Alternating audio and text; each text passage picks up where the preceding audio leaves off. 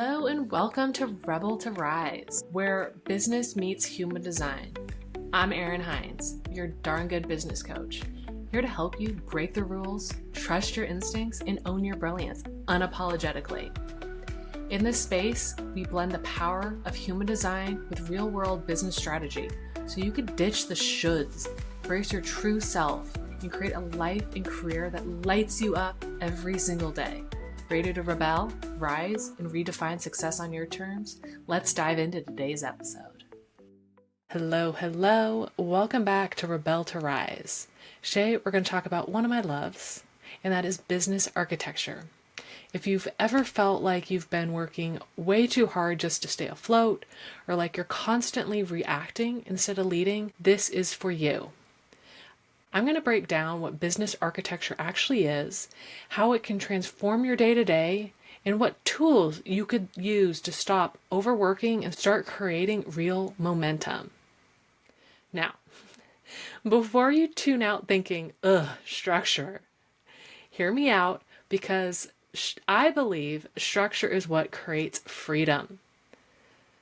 I love this quote by James Wedmore. He says, "The more structure you have in your business, the greater level of freedom you'll experience." We think freedom comes from doing whatever we want, whenever we want.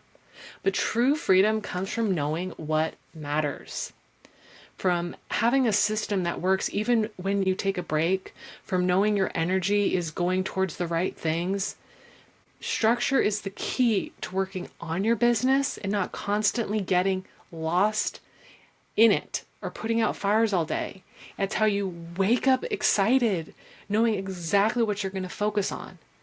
And this is all coming from someone that had way too much structure in my life that actually led me to burning out, to then having way too much flow and no structure and not getting anything done.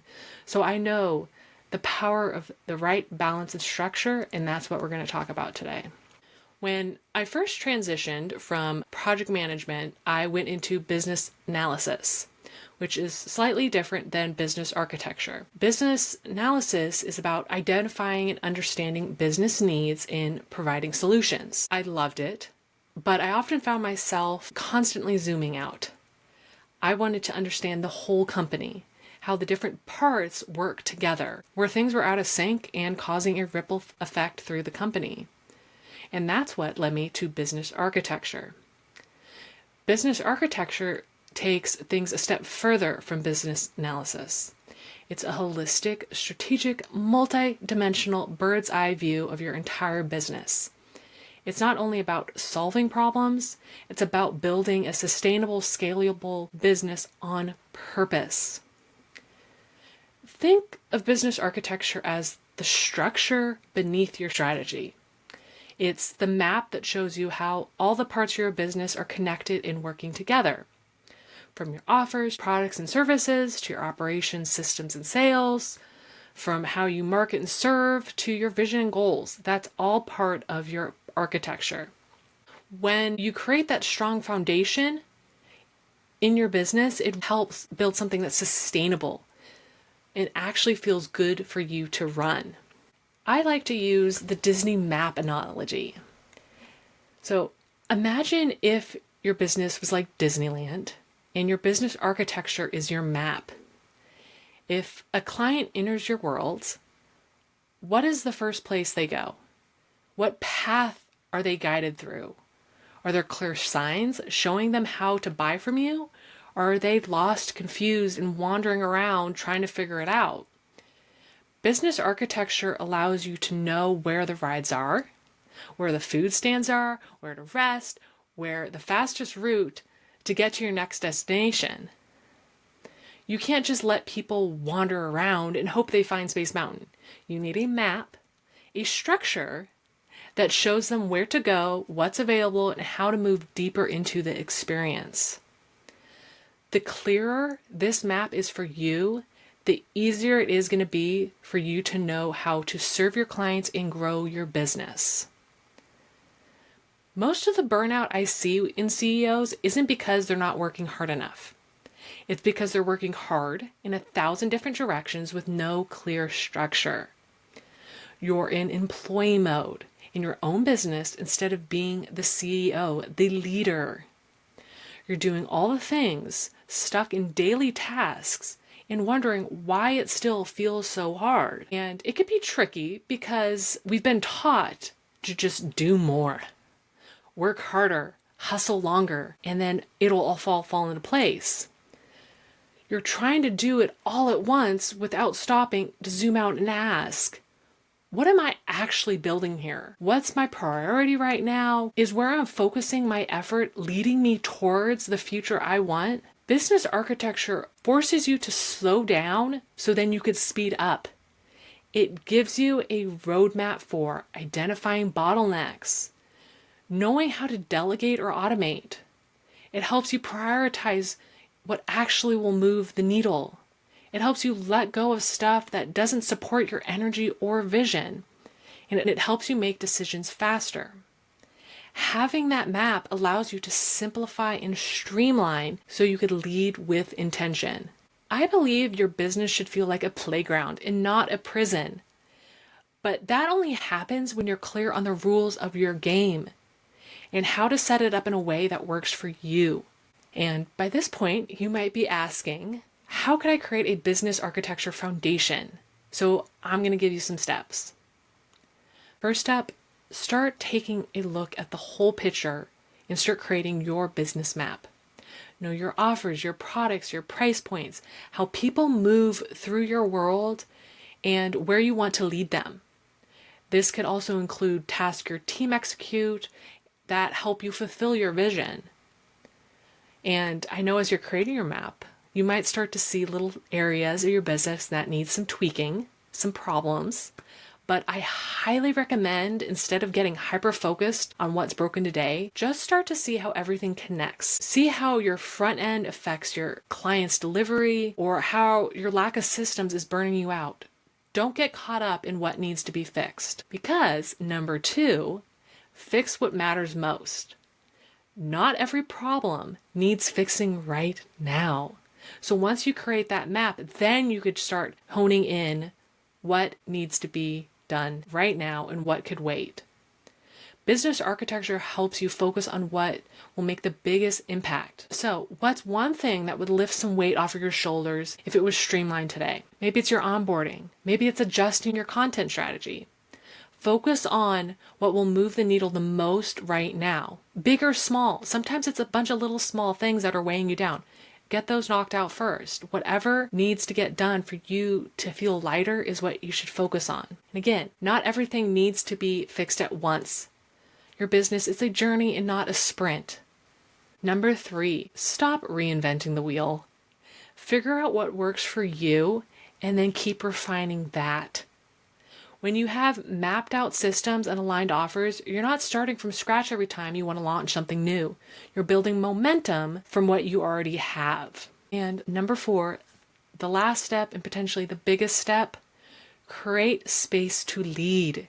Create structure to free up your mental and emotional bandwidth to think bigger, get creative, or just take a damn nap without guilt. Start designing your days with more intention. A good way to start aligning your task is to try using your human design energy and create a container that supports your flow instead of stifling it. Because, I'll say it again, structure equals more space, more freedom, more joy.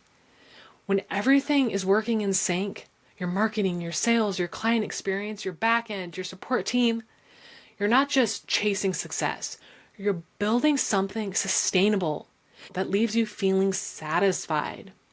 So I want to give you a few of my favorite tools in my toolkit that help you ensure that your business is your happiest place on earth so you could stay focused on your zone of genius and not caught in the daily tasks. First step, do a periodic system check-in. Are the tools and softwares you're using actually saving you time? Or are they just creating more noise? What needs to be streamlined? What needs to be automated? Are your systems supporting your employees, clients, and your energy? Number 2, do a workflow audit. What are you spending your time on every day? Are those actions aligned with your goals? Are you stuck doing low impact busy work instead of the high impact moves that are going to grow your business? What is actually worth your time? And does anything need to be delegated, or it's pointless and take it off the list? Number 3, simplify before you scale. You don't need 5 new offers. You don't need a whole new brand strategy.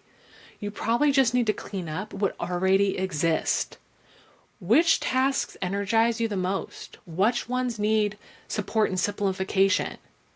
When you simplify what you have, it'll be 10 times easier to scale and take on bigger and bigger projects because everything is set in place. You have that map perfectly planned out for you. And number 4, I think this one has changed my life the most, and that is CEO time blocking. Are you giving yourself space to lead? Or are you just reacting all day? Block off time to do what's most important, to set priorities and set time to get it done. Set boundaries, create non-negotiables to make sure you have the space to do what you really love to do and lead and grow your company. When you create business architecture, you're designing this map that's uniquely yours. So it feels like a playground. And yes, it needs structure. Any map needs structure. Any playground needs structure. But it's that structure that lets you have so much more fun in your day-to-day. I love business architecture because I believe your business is a living system. Your business isn't just a to-do list. It's a living, breathing system. And systems need maintenance. They need upgrades. They need review. That's what makes business architecture so powerful, is it's not about perfection, it's about clarity, having that clear path. It's not about hustling harder, it's about getting smarter. It's how you take everything that's swirling around in your head and turn it into something that actually works. It's about creating ease without burning it all down. And here's the secret. You know more than you think you do. You know more than you allow yourself to believe. This isn't about doing all the things the right way, by the books. It's about making sure the way you do things is supporting the life you want. If you want to get started on your business architecture, I have a free workbook to help you start prioritizing and creating the space for you to start leading. If you want to check out this free workbook, I'll leave the link below. If this episode lit something up in you, if you're ready to stop working in chaos and start building with clarity, I want to hear about it. Please DM me your biggest insights, or if you want help getting started on your business architecture, you know where to find me. I really love hearing your feedback and what you're getting out of these episodes. It really propels me and gives me something to respond to and meet you where you're at and make sure you're getting the most out of these episodes. So never hesitate to reach out and let me know your thoughts. So until next time, keep rebelling, keep rising.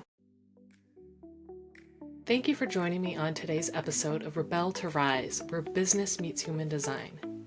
I hope you feel inspired to break free from those shoulds in your life and trust your inner compass as you create a life and business that truly lights you up.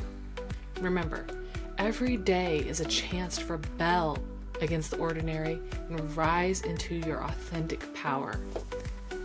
If you enjoyed this episode, please subscribe, leave a review, and share it with a fellow rebel who is ready to lead their lives unapologetically.